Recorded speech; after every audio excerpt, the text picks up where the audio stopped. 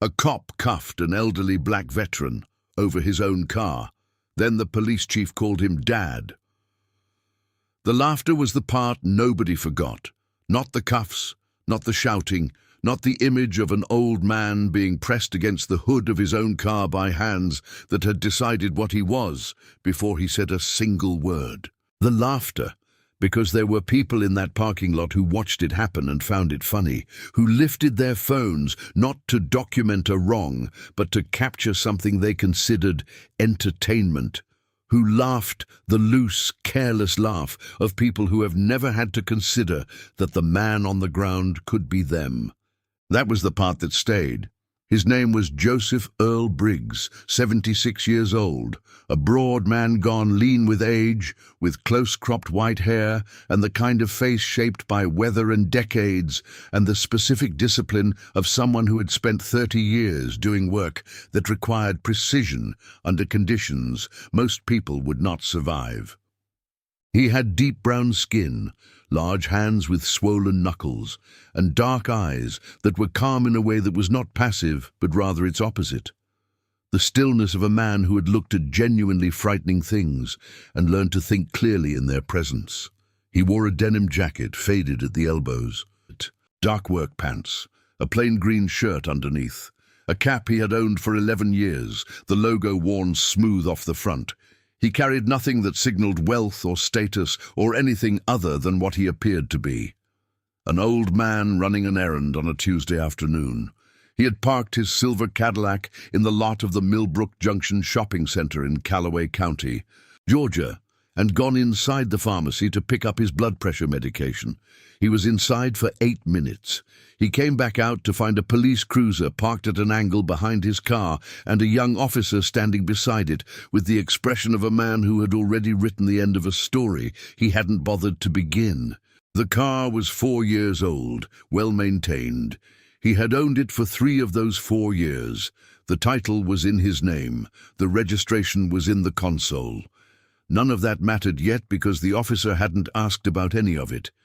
He had only looked at the car and then at the man walking toward it, and made a calculation that had nothing to do with evidence.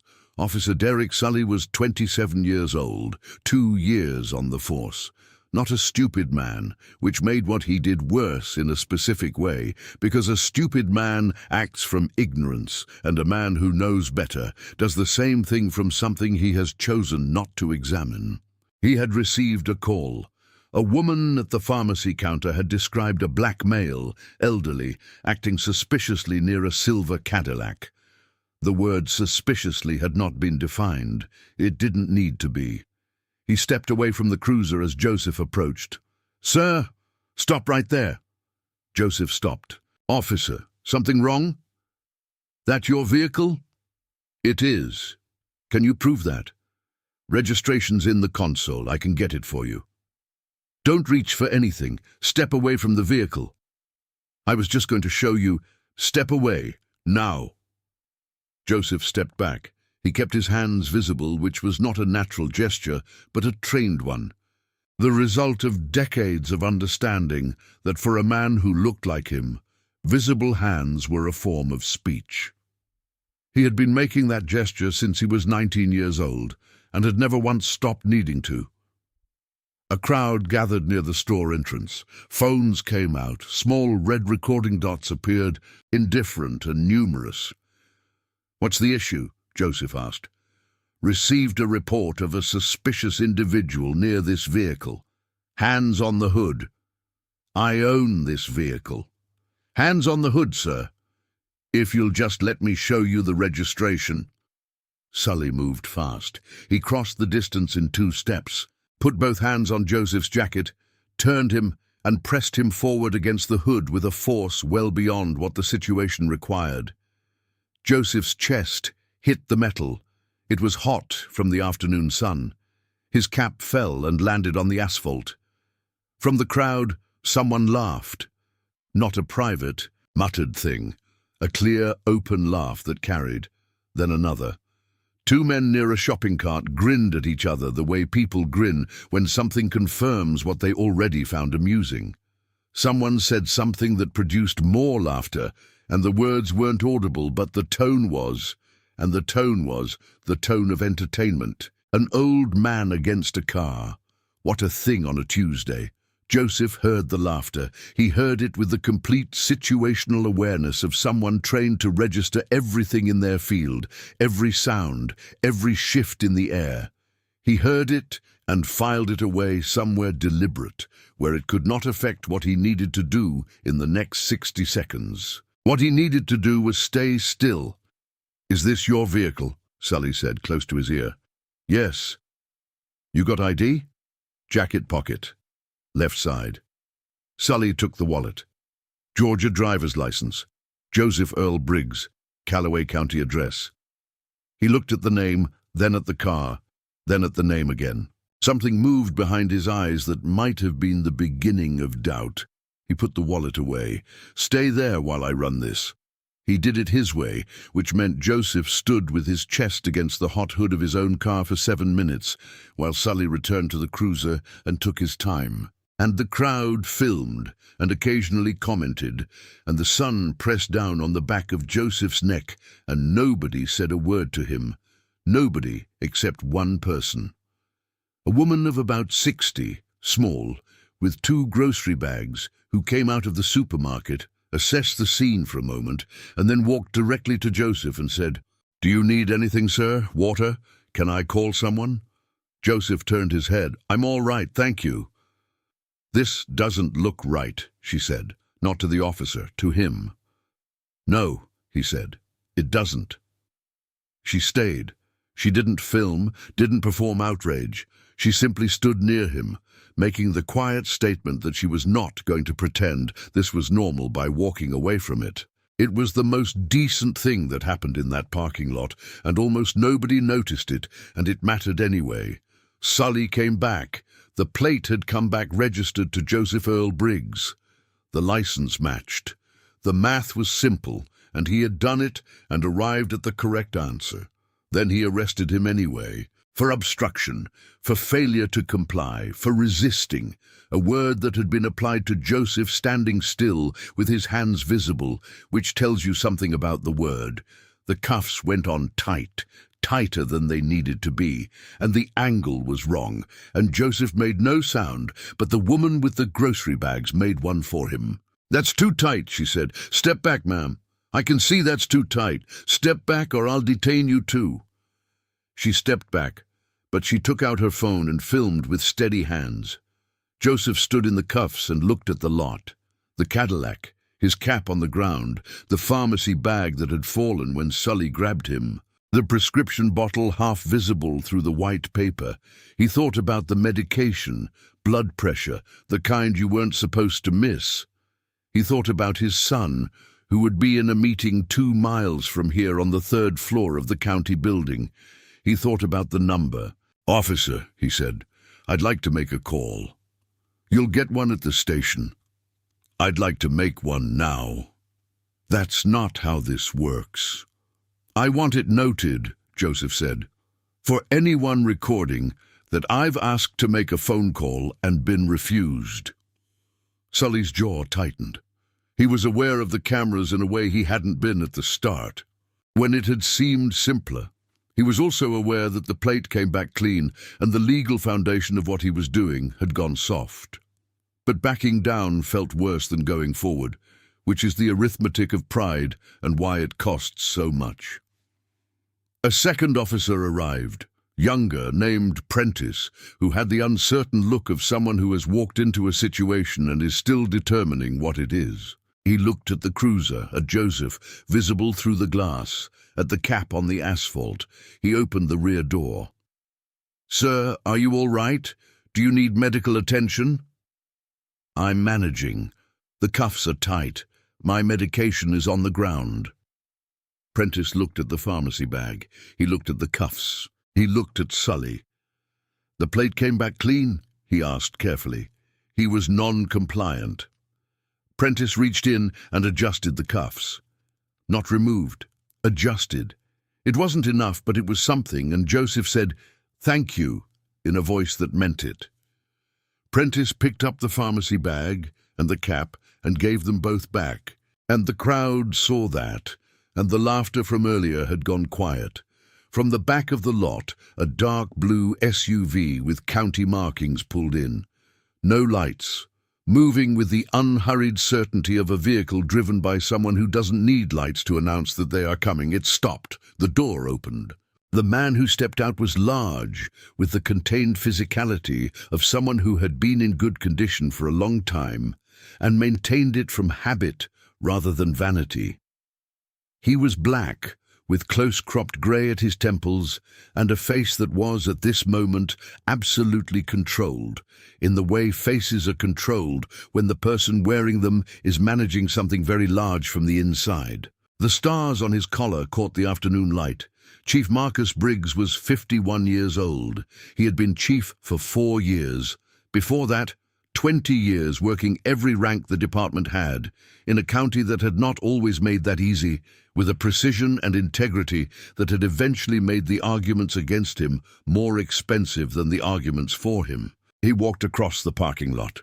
He didn't look at Sully. He didn't look at the crowd. He looked at the car and at the man visible through the rear window, and something in his controlled face did what it was always going to do when he got close enough to see clearly.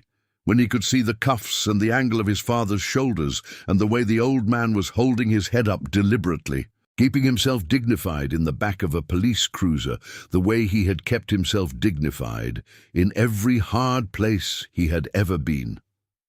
Marcus reached the door and opened it himself, and crouched so he was eye level with the man inside, and he said one word, "Dad." It came out of him the way words come out when they have been held too long by a man holding too much. Not a command, not a title, just the word, small and cracked at the edge, and the whole parking lot heard it. Joseph looked at his son. His eyes, steady and neutral for the entire encounter, did something they had not done. They went soft, not weak. Soft. The way a man's face goes soft when he sees the person he trusts most in the world. "I'm all right," Joseph said. "I know you are," Marcus said. "I know." He found his father's wrists and looked at the marks, and his jaw tightened once, briefly, and released. "I'm going to get these off you." He stood. He turned. He looked at Officer Derek Sully. The parking lot was completely quiet. Not the restless quiet of a crowd waiting for something. The still quiet of people who understand that what they are watching has weight. Sully stood 12 feet away, with the expression of a man whose math has gone badly wrong, and who is recalculating in real time. What he found in the chief's face was not anger exactly. Something more contained, the face of a man who has decided to be thorough. "Key," Marcus said. Sully produced it. He walked forward and held it out. Marcus took it without breaking eye contact. He went back and removed the cuffs himself. The marks beneath them were deep red grooves in the skin of Joseph's wrists. Marcus looked at them for a moment. Then he helped his father out of the car, steady and careful, taking the weight without being asked. Joseph stood. He straightened. He took his cap from Prentice and put it on with the small, precise gesture of a man restoring the last piece of himself that had been displaced. Then father and son stood side by side and faced the parking lot. Marcus spoke without raising his voice. The lot was quiet, and the words carried. "My father's name is Joseph Earl Briggs. He served in the United States Army for 30 years. 2 tours in Vietnam, 1 in the Gulf. He raised me by himself after my mother passed, in a house on Sycamore Street, on a veteran's pension and a discipline that never wavered. He taught me what this badge is supposed to mean." He paused. He came to this parking lot to pick up his blood pressure medication. His car, registered in his name, insured in his name, owned for 3 years, was flagged as suspicious. Not because of anything he did, because of what he looked like getting out of it. He looked at Sully. The plate came back clean. The license matched. There was no legal basis for the detention that followed. There was no basis for the force that was used. He looked back at the crowd. "I have been in this department for 24 years. I have tried to build something here that I would want my father to walk into. Today, I found out how far we still have to go." The man who had laughed loudest was at the back of the crowd. His phone was down. He was looking at the ground. Prentice was looking at the ground too, but for different reasons. The reasons of a man working out what he should have done earlier. "Officer Sully," Marcus said, "you're relieved of duty pending a full investigation. Badge to Officer Prentice." Sully didn't move for a moment. Then he unpinned the badge and placed it in Prentice's hand and stepped back.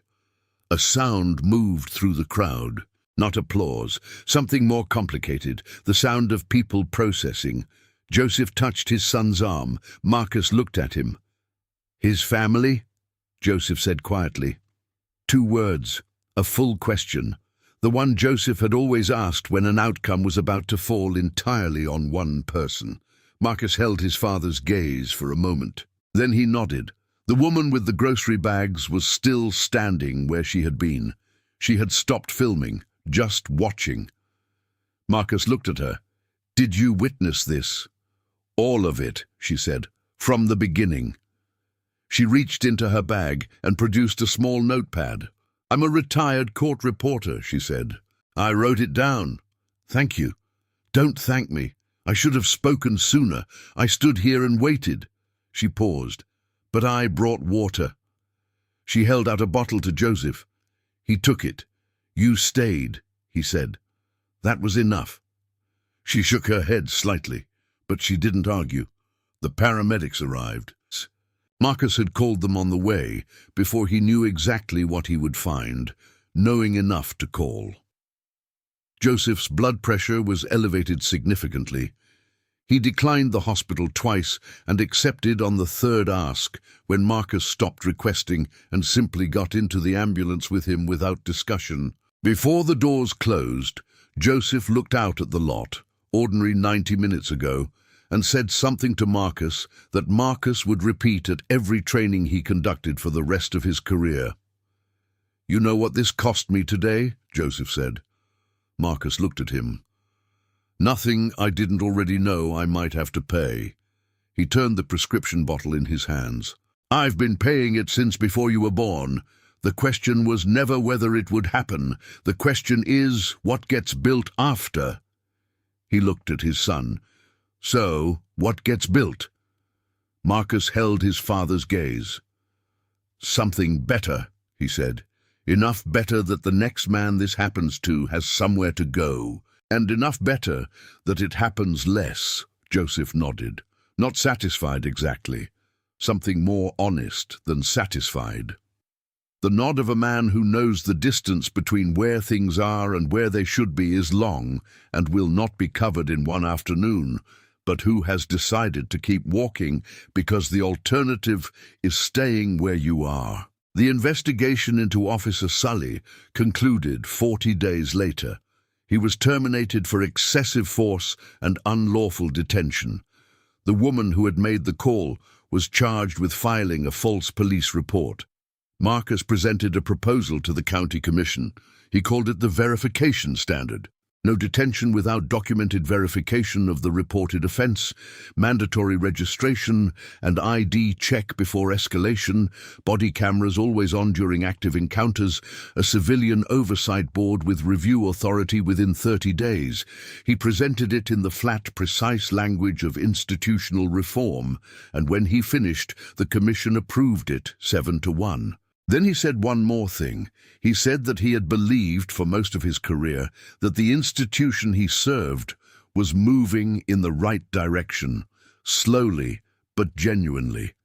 He said that watching his father in the back of a cruiser 2 miles from the building he ran had reminded him that believing something is moving is not the same as moving fast enough. He said he intended to move faster. The member who had voted against raised his hand and said he had reconsidered. 8-0. Joseph came to the first training session under the new standard, not as the chief's father, not as an exhibit.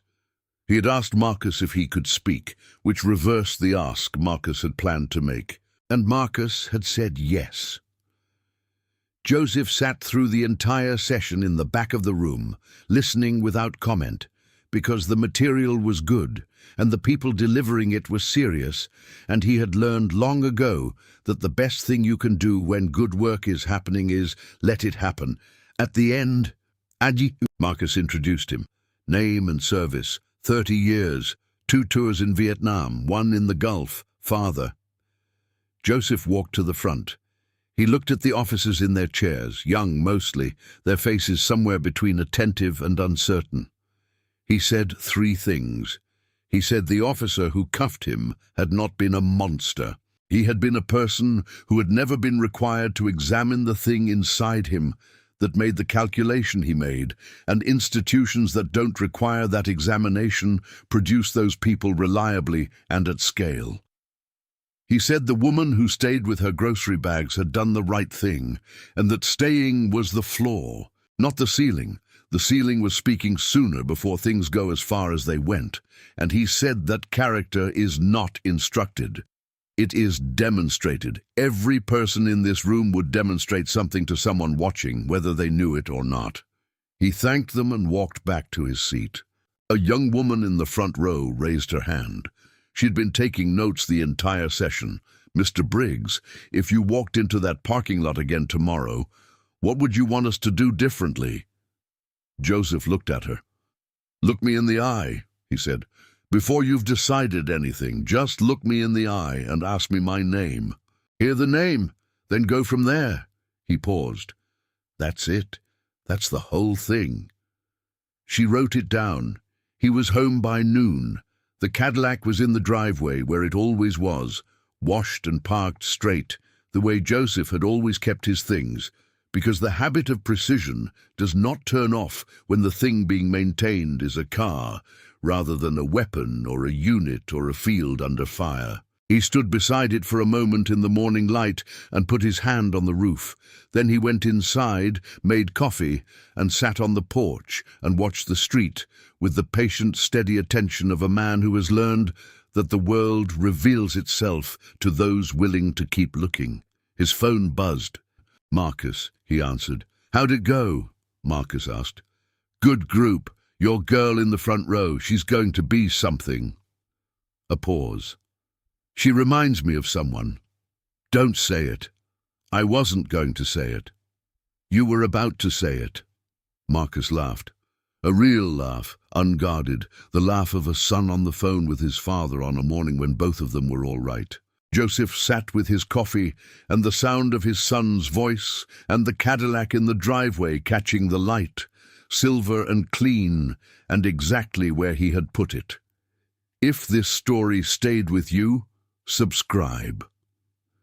We tell the stories of the people the world looks past, the ones who served in silence and came home and kept building and kept standing with their heads up in parking lots and all the ordinary places where dignity gets tested without warning. Their stories deserve to be heard, and the next time you are standing in a crowd watching something wrong, remember the woman with the grocery bags. Remember that staying was the floor, not the ceiling, and then ask yourself what the ceiling looks like and go there.